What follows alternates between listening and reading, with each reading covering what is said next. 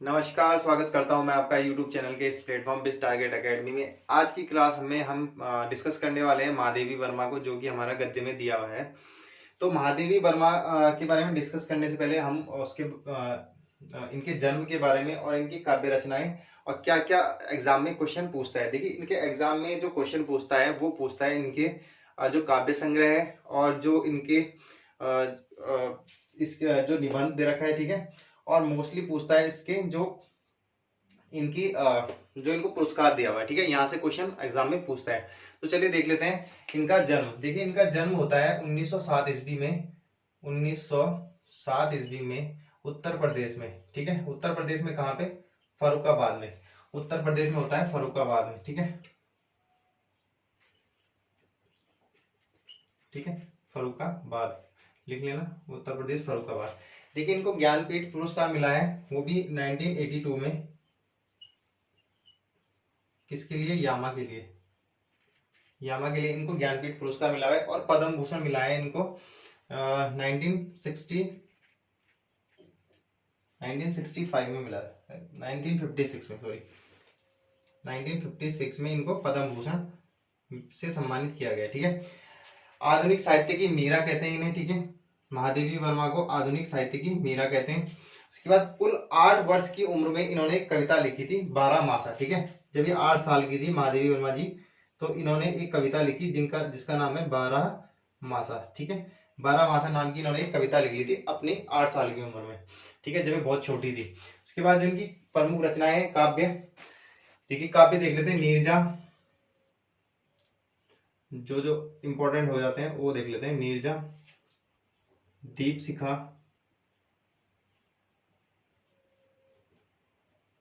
दीप गति, संध्या गति,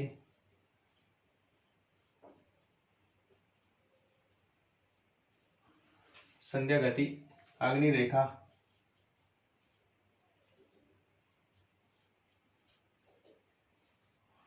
रश्मि, प्रथम आयाम,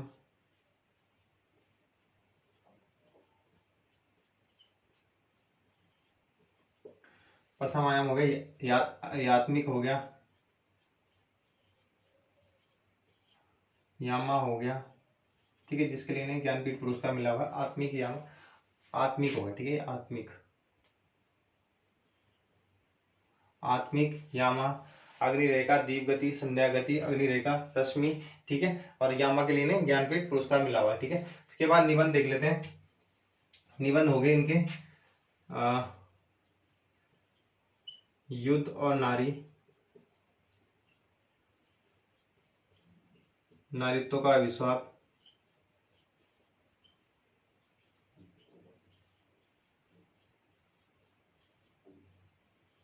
ठीक है, नारित्व का अभिशाप। और कोई है श्रृंखला की कड़ियां, मोस्ट इंपोर्टेंट, और चिंतन की क्षण, श्रृंखला की कड़ियां, चिंतन के क्षण,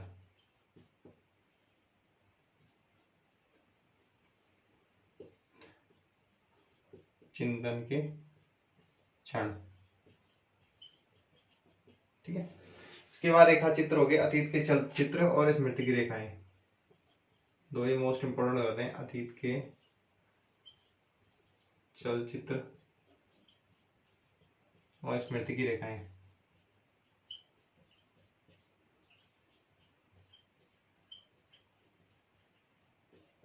ठीक है। स्मृति की रेखाएं में देखिए, इनकी स्मृति की रेखाओं में इनकी एक जो काम वाली थी, यानी सेविका थी जो घर पे काम करती, उसका वर्णन मिलता है, यानी किसका? भक्तिन का, ठीक है, भक्तिन की चर्चा मिलती है, लिख लेना आपने नोट करके। और इसका वास्तविक नाम क्या है? लक्ष्मी, ठीक है, इसका वास्तविक नाम क्या है? लक्ष्मी, ठीक है। ये एग्जाम में पूछा भी गया था, नोट कर लेना इसको। उसके बाद संस्मरण हो गए, मेरा परिवार,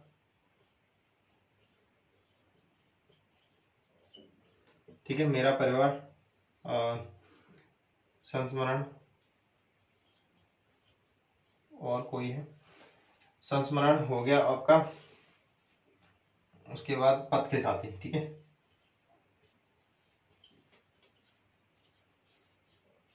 पद के साथ ही। उसके बाद कहानी संग्रह हो गया इनका। देखिए कहानी में जो है इनकी गिल्लू, आपने अगर पढ़ी भी होगी गिल्लू, बहुत प्यारी सी कहानी है, ठीक है। उसके बाद कविता होगी इनकी मधुर मधुर मेरे दीपक जल। देखिए जो इनकी कविता दे रखी है ना, वो एक दे रखी है मधुर मधुर, इसको नोट कर लेना, ठीक है। एग्जाम में पूछ लेते हैं, मधुर मधुर मेरे दीपक जल।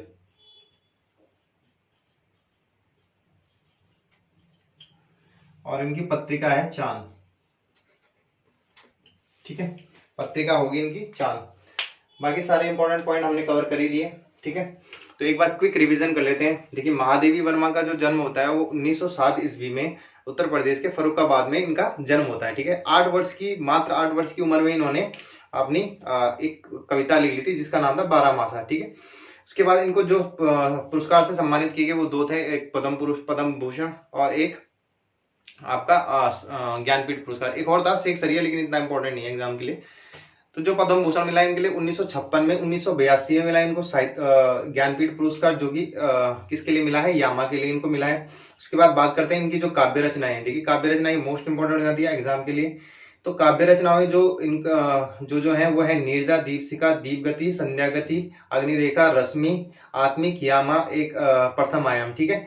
ये कुछ इनकी काव्य संग्रह। उसके बाद इनके निबंध संग्रह हो गए, युद्ध और नारी नारित्व का अभिशाप, और युद्ध और नारी नारित्व का अभिशाप, श्रृंखला की कड़ियां, और चिंतन के क्षण, ठीक है। उसके बाद इनके रेखा चित्र हो जाते हैं, अतीत के चलचित्र और स्मृति की रेखाएं, जिसमें स्मृति की रेखाएं में किसका वर्णन है, इनकी जो सेविका है भक्तिन, जिसका कि रियल नेम क्या है, लक्ष्मी, ठीक है। उसके बाद इनके संस्मरण होता है, पद के साथ ही मेरा परिवार, संस्मरण, ठीक है, ये इनके संस्मरण है, ठीक है। उसके बाद इनकी कहानी गिल्लू, और कविता है इनकी मधुर मधुर मेरे दीपक जल। उसके बाद इनके एक पत्रिका है चांद, ठीक है। तो इस तरीके से महादेवी वर्मा को हमने पूरा कवर कर लिया है। इससे बाहर क्वेश्चन जाना पॉसिबल नहीं है, हाँ पॉसिबल हो सकता है, लेकिन जब कभी पेपर डिफिकल्टी बने, लेकिन इतने में हो जाना चाहिए आपका। और मिलते हैं नेक्स्ट क्लास में, तब तक के लिए धन्यवाद, जय हिंद।